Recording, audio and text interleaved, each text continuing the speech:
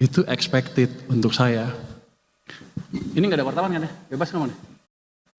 Salah satu yang penyebab kenapa uang itu kering dari sistem seringkali berhubungan dengan kemampuan pemerintah membelanjakan anggaran ya. Pemerintah kan ngeluarin utang, tarik pajak, uangnya taruh di mana? Taruh di BI. Mereka pikir, oh aman, uang saya aman di sana, bagus. Tapi yang mereka lupa, ini kan ada sistem uangnya. Tarik sini, di sana kering. Ketika ekonomi memburuk, banyak pemecatan pegawai kan pasti, rakyat hidupnya makin susah, dan kita nggak peduli waktu itu ya, nggak terlalu peduli, turunlah ke jalan masyarakat kita. Itu expected untuk saya. Ini nggak ada wartawan kan ya? Bebas ngomong nih. Hah? Masa Media off the record ya. saya lupa ada ketua komisi 11. Izin Pak Ketua. Jadi kita sedang dibunuh. Kalau ekonomi seperti saya ngelihatnya dia tuh ini jebakan ekonomi. Tinggal tunggu jatuhnya kalau nggak cepat-cepat diperbaiki. Waktu itu awal tahun tidak ada yang memberitahu. Saya mau kasih tahu takut.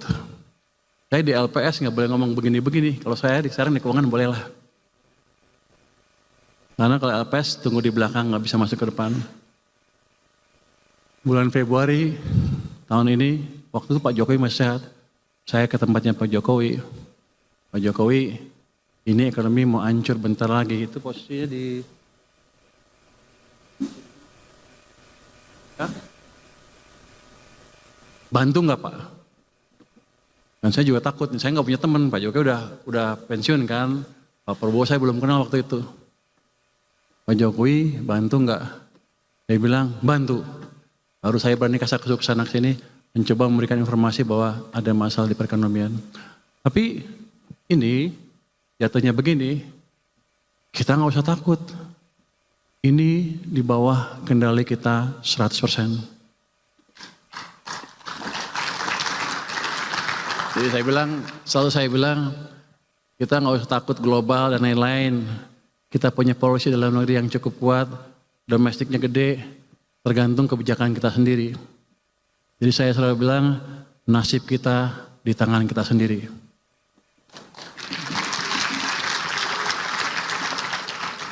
Ini kayak kampanye partai ya.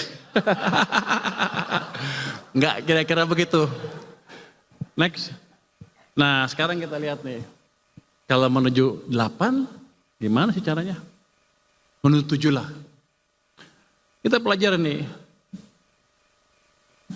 Zaman Pak Jokowi, zaman Pak SBY, bangun infrastruktur sedikit kan. Pertumbuhan ekonominya mendekati 5% rata-rata. Pertumbuhan kreditnya 21%. M0-nya 17%. Zaman Pak Jokowi ini kasihan, sepertinya dimusuhin. Begitu dia masuk, ini cuma berapa? Di bawah 10%. Ini rata-rata cuma 7%, bahkan ada yang sampai 0 sekian. Rata-rata itu karena kebantu atas ini. Di sepanjang ini dia di bawah. Jadi dia ekonomi direm. Dia bangun infrastruktur sebanyak apapun, hanya menggerakkan government sektor. Lambat atau berhenti. Makanya tumbuhnya hanya di bawah 5%.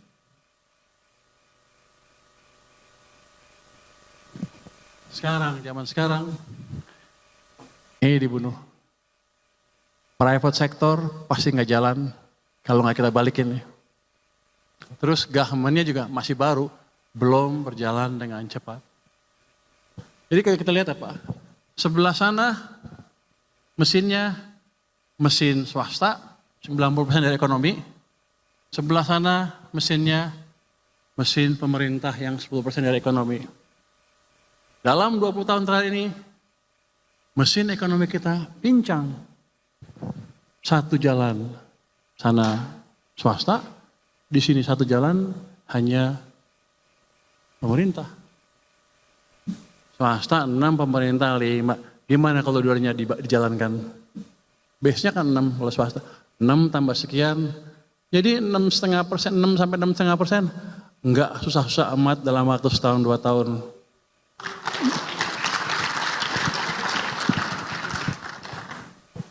Menteri Keuangan boleh ngomong gitu? Izin ya Pak Ketua. Jadi itu satu modal utama kita. Next. Terus gimana cara mengendalikan uang itu? Next. Ini saya tunjukin aja. Pada zaman Pak SBY, utang turun. Pak Jokowi utang naik, rasio utang ke PDB-nya naik. Karena emang nggak merlet di sana private led. Next. Berikutnya.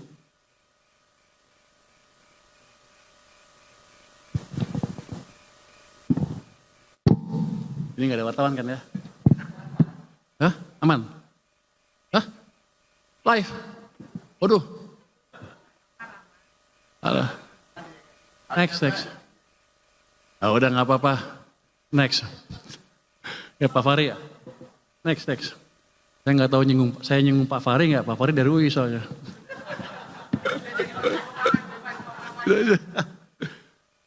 Salah satu yang penyebab kenapa uang itu kering dari sistem seringkali berhubungan dengan kemampuan pemerintah membelanjakan anggaran ya. Pemerintah kan ngeluarin utang, tarik pajak, uangnya taruh di mana? Taruh di BI. Mereka pikir, oh aman, uang saya aman di sana, bagus. Tapi yang mereka lupa, ini kan ada sistem uangnya. Tarik sini, di sana kering. Ini saya tunjukin, ini uang pemerintah di Bank Sentral tuh naik turun, gede sekali, kadang-kadang sampai hampir 800 triliun. Tanpa mereka sadar karena mereka nggak monitor. Di tahun 2021 saya contohkan ya, waktu uang itu kering, kita paksa uangnya masuk ke sistem di sini. Di bulan Mei 2021, 300 triliun masuk ke sistem, itu yang memulihkan ekonomi. Dan ini manajemennya mungkin kalau untuk saya sih kurang efektif. Kenapa? Ini uang pemerintah di perbankan kadang-kadang bisa sampai 800 triliun di bulan Juni kemarin, 428 di BI, 398 di 394 di bank swasta. Sekarang di Bank Sentral ada 538, tapi terakhir 428, 425 lah. Kalau itu saya balikin ke sistem, maka ada pertambahan yang disebut M0 atau likuiditas tadi. Itu dosa satu. Next. Berikutnya.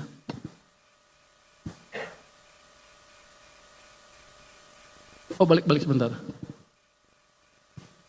Anda perhatikan di sini. Desember 2024. Ini total uang pemerintah di bank. 495 di BI, 319 di bank umum. Di akhir tahun mereka punya cash sebesar ini nganggur. Cash itu bukan cash gratis, itu dikeluarkan, didapatkan dari utang lah boleh kita bilang. Jadi kalau bunganya 7%, 8 kali 7, 8 kali 7 itu 56 triliun bunga yang kita bayar untuk uang yang nggak dipakai. Itu efisien apa enggak? Saya nggak tahu. Tapi dari situ aja ada pemborosan, ditambah dari tadi dengan uang yang di sistem, ditarik dari sistem. Jadi kita punya dosa yang cukup besar juga. Cuman pengamat-pengamat nggak ada yang tahu. Pasti kalau Pak Roke tahu udah dikilas-kilas sama dia nih. Untung dia nggak tahu. Next. Jadi dampak pertumbuhan tadi terlihat sekali tadi dampak uang tadi saya bilang tadi ekonomi zaman SBY seperti ini, zaman Jokowi seperti itu. Karena supply uang di sistemnya berbeda rezimnya. Next. Tapi berikutnya. Begitu ya? Habis ya? Next.